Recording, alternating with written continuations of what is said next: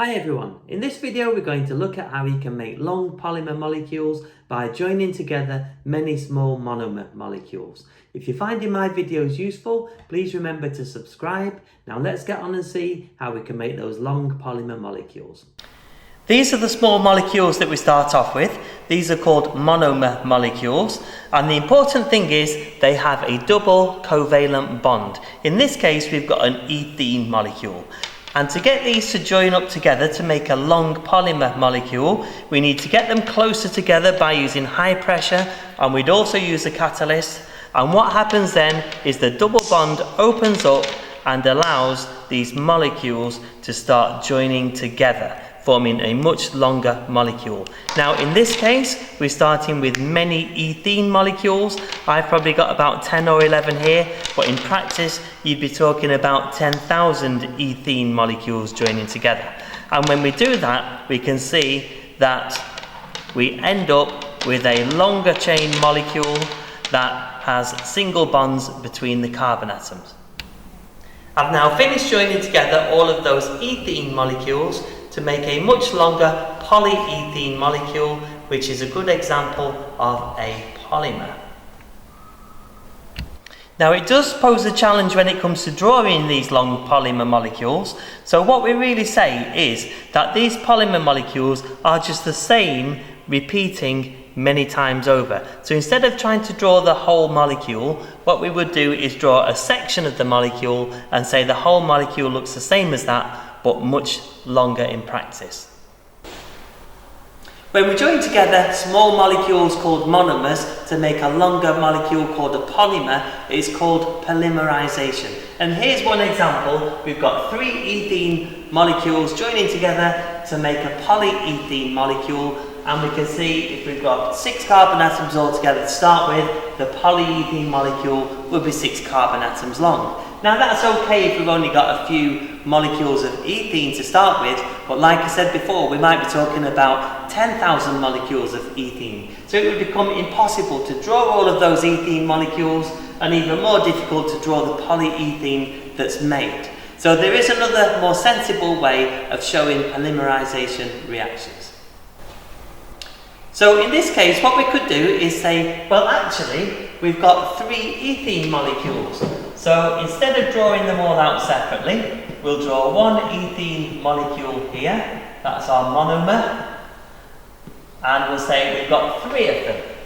And over here, the polyethene looks quite a long molecule, but really it's just this section 3 times over. So we'll draw this section like this and say the molecule looks like this, but it's 3 times longer.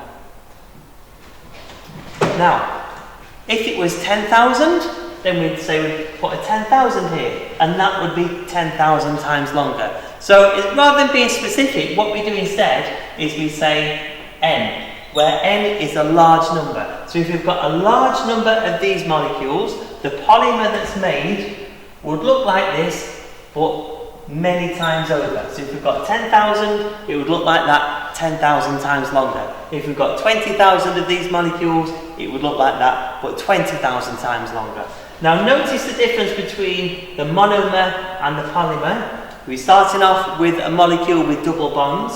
When we draw the polymer, we open up that double bond, we make sure it's sticking through the brackets, and we change the n over to here to say that it will be like this, but many times longer.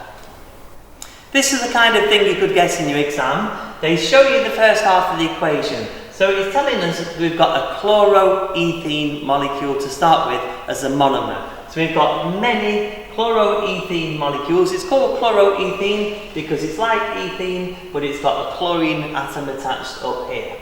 So what we do is, first of all, we want to name the polymer that's made from chloroethene, and that's simply going to be polychloroethene.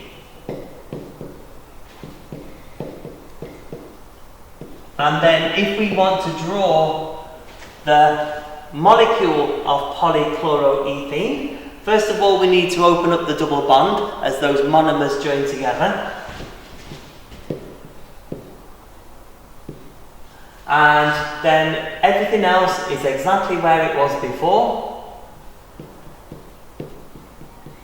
Make sure the bond is sticking out through the brackets so you don't lose the mark on that. And then we need to move the N over here to say the polychloroethene molecule would look just like this, but many times over.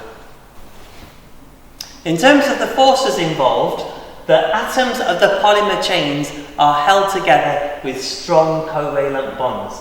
But between those polymer chains, we've got weak intermolecular forces that don't need a lot of energy to break. So compared to other giant molecules, these have got fairly low melting points. So it's fairly easy to heat up plastic and get it to melt, something like polythene. And that's because it doesn't take much energy to break those weak intermolecular forces, and then the polymer chains can start sliding past each other. So that's everything we need to know about polymers. Thank you for watching.